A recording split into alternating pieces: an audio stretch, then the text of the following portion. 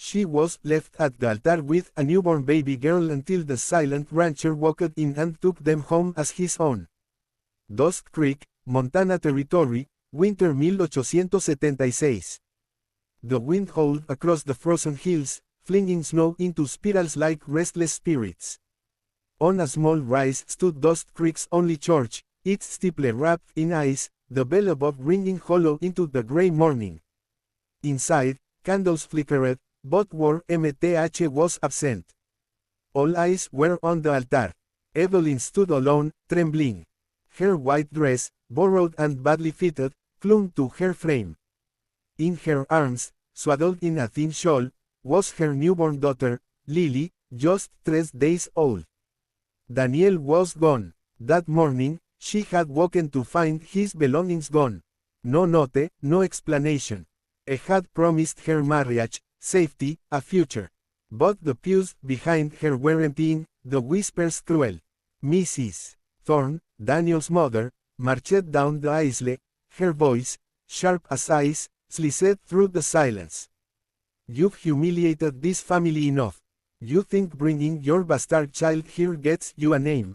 Get out. Evelyn's voice barely rose above a whisper. He asked me to marry him. He's not here, is he? The woman hissed. And he won't be. We don't take in beggars, and 2 of Daniel's cousins stepped forward. One gestured toward the doors. You heard her. Time to go. The priest said nothing. He stepped back, letting it happen. Evelyn's breath caught.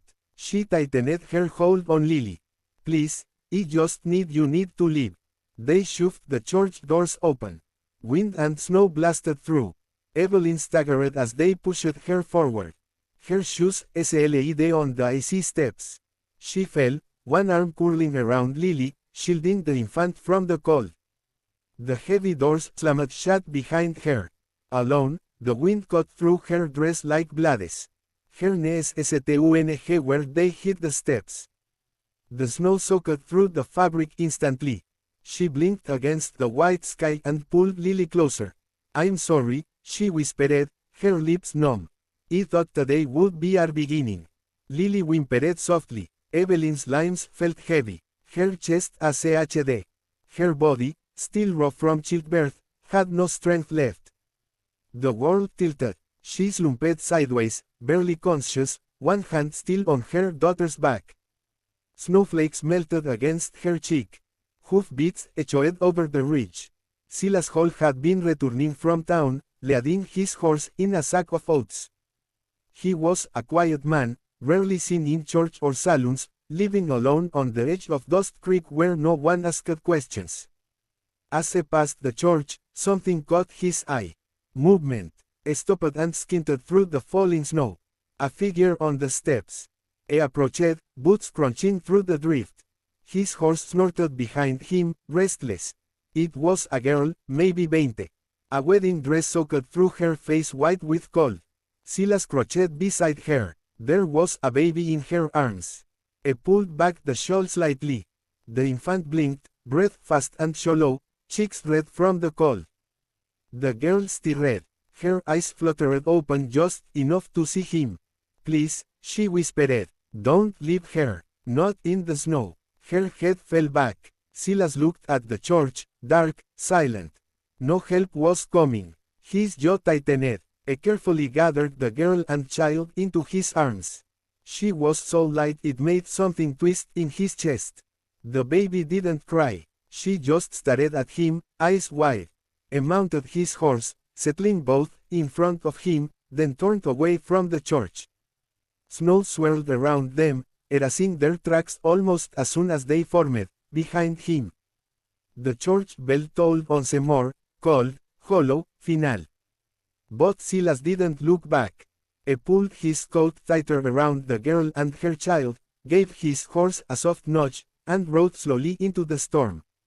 Silas's ranch sat at the base of Windbreak Ridge, hidden behind a thicket of tall firs and a snowdrifted fence that leaned from years of wind and neglect.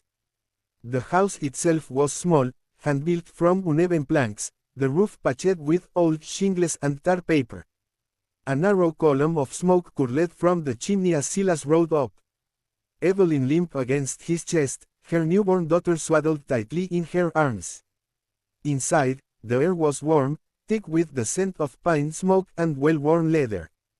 An old shaggy dog lifted its head from beside the hearth, gave a low woof of greeting, then set its chin back on its paws. Silas laid Evelyn gently on the cot near the stove and covered her with a heavy wool blanket. She didn't stir. The baby blinked up at him from the folds of her mother's shawl. He knelt, tugged off his gloves, and carefully unwrapped the bundle. "You're quiet," he muttered, more to himself than her. Her tiny hand found his thumb and curled tight. He looked back at Evelyn, pale, exhausted, her jaw clenched even in sleep. The hair on her face was more than just cold. It was something deeper, something old. He didn't know her name. Didn't need to. Not yet. When Evelyn awoke hours later, the firelight painted flickering shapes across the rough plank walls.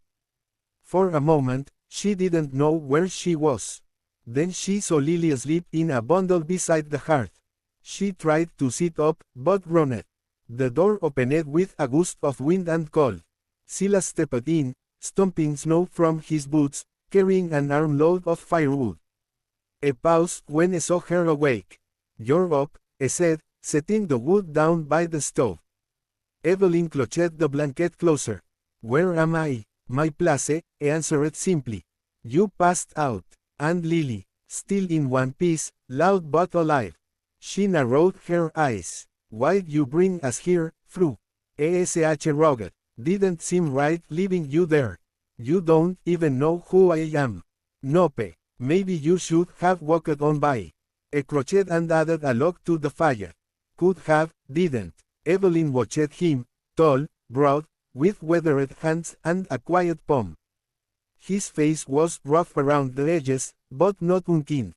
The cabin was simple, no signs of family, no lace curtains or embroidered pillows, just a chair, a worn saddle, a lantern, and a Bible resting on a windowsill.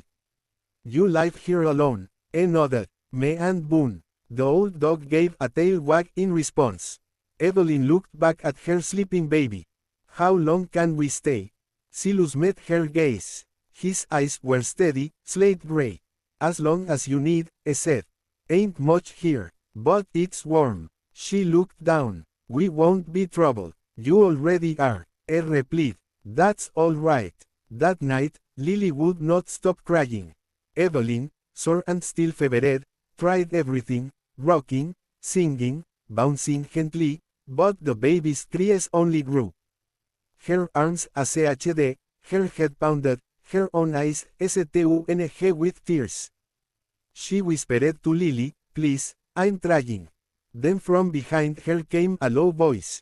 "Let me take her." She turned surprised. Silas stood in his undershirt, boots unlaced, face tired but calm.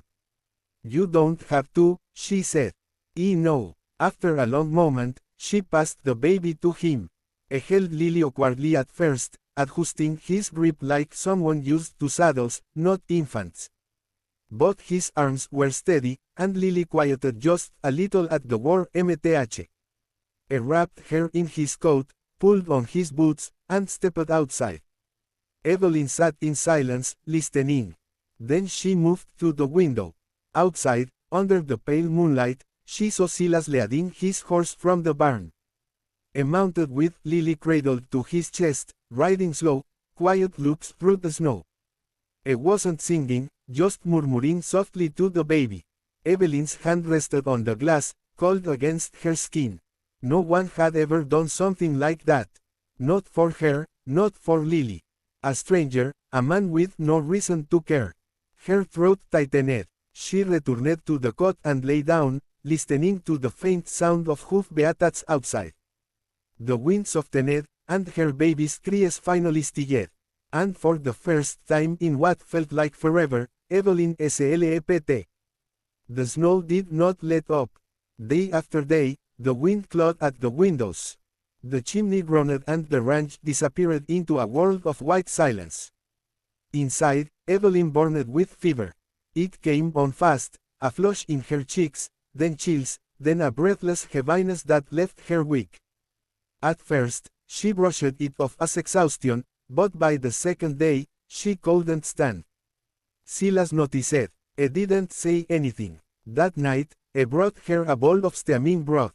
It smelled bland, a little burnt, but warm. He set it beside her. You need to eat. Evelyn turned to the wall. I'm fine. You're not.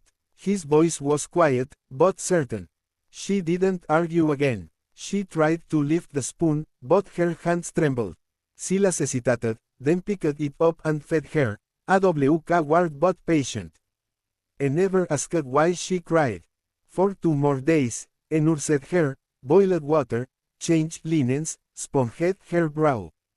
He bounced Lily through the night, trying to unlullaby babies he barely remembered. The baby spit up on him more than once. He never flinched. Boone, his old dog, watched with quiet approval, as if witnessing something long overdue. By week's end, the fever broke. Evelyn walked to a dim room, her throat dry, Lily sleeping beside her. On the hearth, Silas sat dozing, holding Lily's tiny shirt, half dried from washing. She stared at him, this man, who had asked nothing, done everything. Later, she whispered into the quiet, "He left me, Daniel." Silas looked up from the fire. He said he loved me, said we'd run away, but on our wedding day, he just didn't come. Silas didn't interrupt. His family called me and said the baby wasn't his, said it trapped him. Silas's jaw clenched, but stayed silent. Evelyn stared into the flames. Maybe I was just foolish. That doesn't make you wrong, Silas said softly. Just makes you human. She glanced at him. You don't seem like someone who takes strangers in. I don't. Then why me? He paused. My sister Clara died 2 winters ago. Fever SWPT through town. She was 16. I'm sorry. She used to read to me. Told me the world was bigger than fences and chores. When she died, everything got small again. I looked down. When I saw you in the snow, it reminded me of her, not your face, the way you were holding that baby like she was the last thing left that mattered. In the days that followed, they slipped into rhythm. Evelyn remained guarded like a door slightly ajar, never fully open, but there were cracks. One morning, they fed the horses together. Evelyn stood nearby, watching him shovel hay with steady arms. Do they all have names? She asked, nodding toward the stalls. Most of them. That owns Penny. She bites. Duly noted. She caught him glancing at her. He looked away quickly. She blushed. Another afternoon, Lily peed on Silas mid-diaper change. He froze, stunned. Evelyn burst into laughter. Silas blinked, then chuckled, too. He peeled off the shirt. You got something against clean clothes? He asked Lily. She astonished, Evelyn said. That night, Evelyn sat alone while Lily slept. The fire popped gently. The house was quiet, and she realized she was smiling for no reason at all. Thinking of Silas's face, Lily's laugh, the strange softness of this place that was not yet home, but no longer foreign. The smile faded. She placed a hand over her heart, trying to hold the feeling down. It wasn't love, not yet. But it was something, and that scared her more than the cold. The snow softened into slush by the second week of March. Trees stood bare and brittle, and the wind still beat when it passed, but the world no longer seemed locked in white silence. Inside the cabin, something had begun to thaw, too. Evelyn woke one morning to find a rifle leaning by the door and Silas polishing its barrel. I want you to know how to use it, he said simply. She blinked at him, then at the rifle. You think someone's coming? Not yet, but it's not about them. It's about you. He showed her how to hold the weapon, how to brace it tight to her shoulder, how to breathe before the shot. They used bottles as targets lined along the fence, and each time she missed, he adjusted her grip with the lightest touch, never pushing, never scolding. You're allowed to protect yourself, he said once after she lowered the rifle too quickly. That doesn't make you hard. It just means you're alive. Something about that stuck. Back inside, Evelyn moved more confidently. She began mending her old dress, stitching seams with careful fingers, while Lily napped in a pile of folded quilts. When Silas came in to see Fleur dusting the counter and biscuits rising in the fire oven, he paused like he had walked into a dream. Smells like Sunday, he murmured. She smiled just a little. It's Wednesday. He tasted one without a word, nodded, and walked out again. But the biscuit was gone before he reached the barn. A few days later, she came back from the river